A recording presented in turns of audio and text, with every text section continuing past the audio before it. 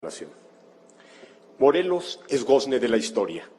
Con él, el movimiento social que nos dio una patria libre adquiere su real dimensión. Si Hidalgo miraba una nueva España distinta, Morelos imaginó a México.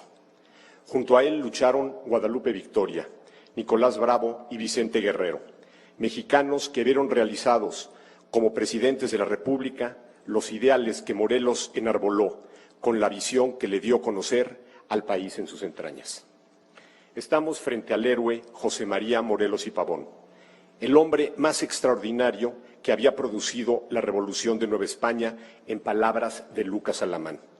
El genio más audaz y emprendedor en toda la Nueva España, según su enemigo, el virrey Calleja.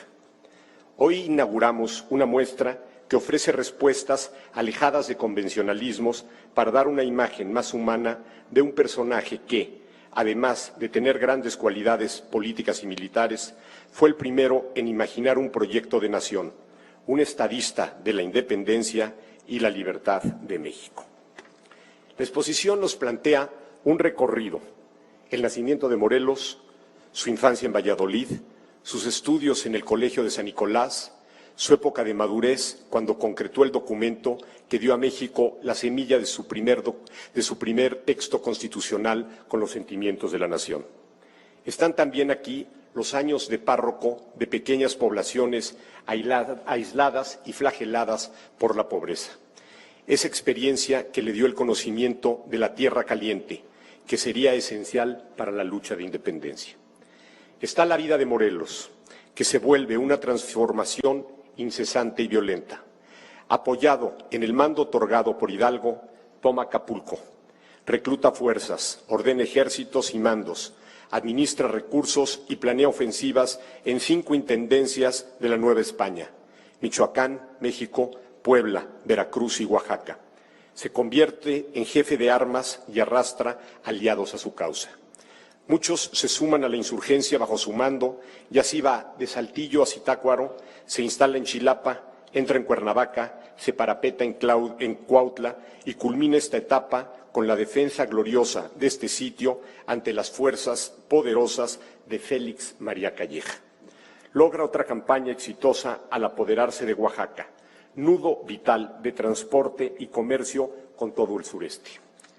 Esta muestra nos habla de Morelos ser humano, esa parte del rostro del héroe que le dio nombre a una ciudad y a un estado, que es imagen en nuestras monedas, que ha sido glorificado por los grandes pinceles del arte en el siglo XIX y en el siglo XX.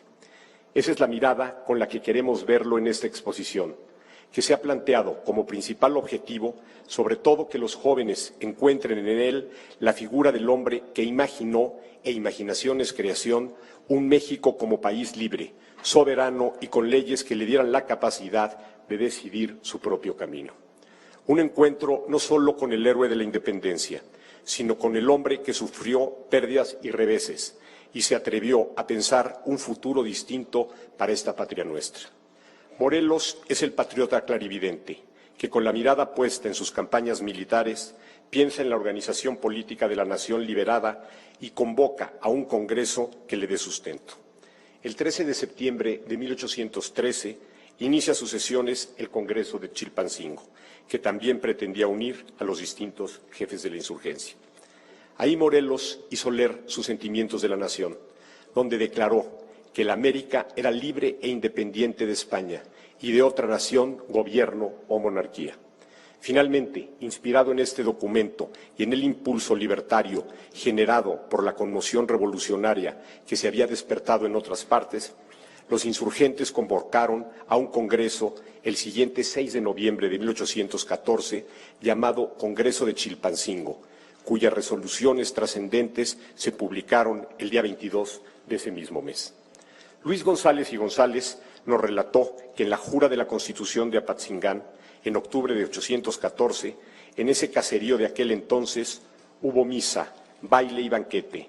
En la comilona se sirvieron dulces y pastas, y Morelos depuso su natural mesura y con jovial alegría danzó y abrazó a todos.